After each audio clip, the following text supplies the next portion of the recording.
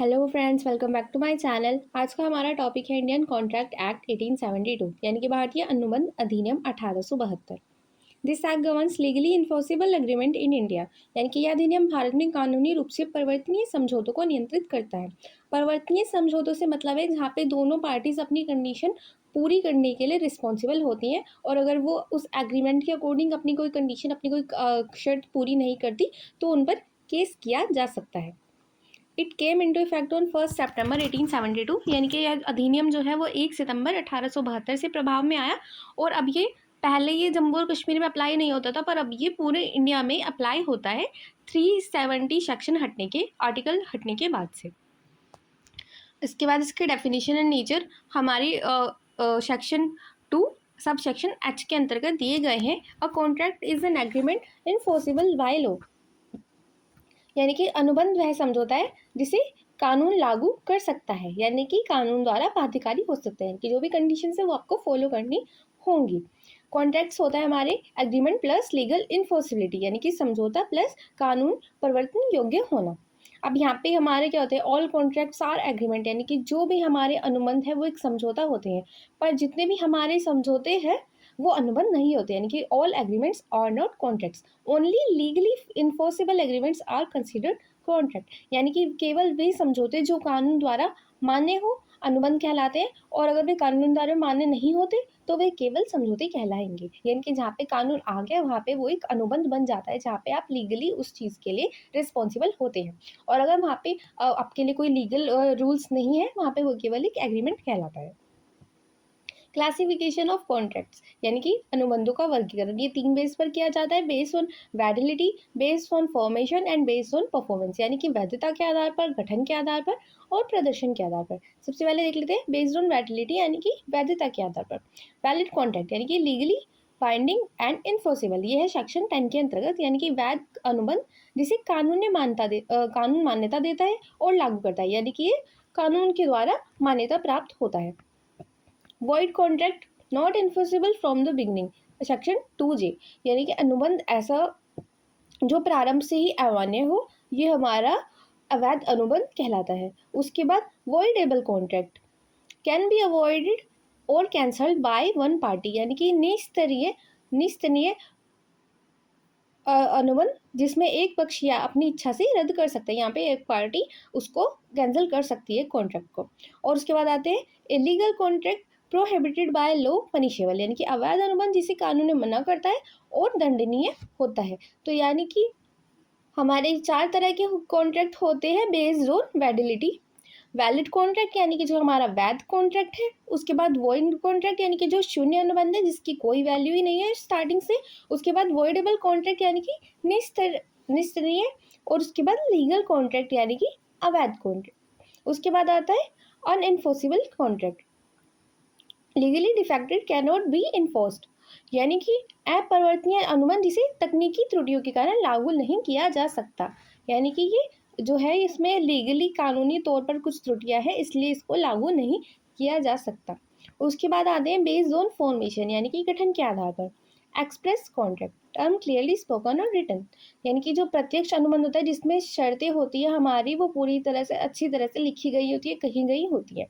उसके बाद implied contract यानी कि निहित अनुबंध फॉर्म थ्रू कंडक्ट और सिचुएशन यानी कि जो अनुबंध को आचरण या स्थिति से बनता है, यानी कि जो किसी कंडीशन के आधार पर बनाया गया हो। उसके बाद आता है quasi contract not real contract but created by law, section 68 to 72 यानी कि तद्रुप अनुबंध जो वास्तविक नहीं होता परंतु कानून द्वारा निर्मित होता है, यानी कि कानूनी तौर पर बनाया गया है पर ये वास्तविक नहीं है।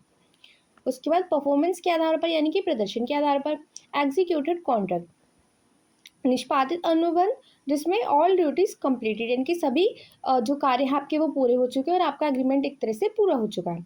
उसके बाद executory contract yet to be performed यानी कि निष्पादनशील अनुबंध जिसे अभी पूरा किया जाना है, यानी कि अगर आप उसको पूरा कर लेंगे, आप उसकी सारी शर्तें मान लेंगे और फॉलो कर लेंगे तो उसके बाद वो एक एग्जीक्यूटेड कॉन्ट्रैक्ट बन जाएगा।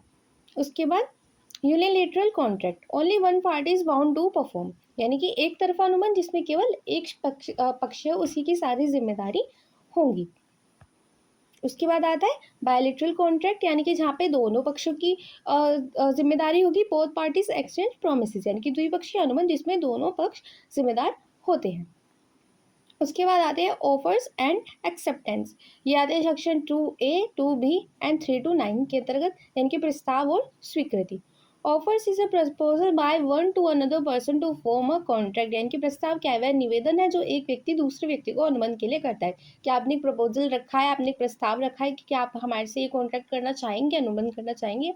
Acceptance means agreeing to the term of the offer without changes, यानी कि स्वीकृति का अर्थ है कि आपने जो उसकी प्रपोजल है उसको स्वीकार कर लिया है बिना किसी शर्त में परिवर्तन किए।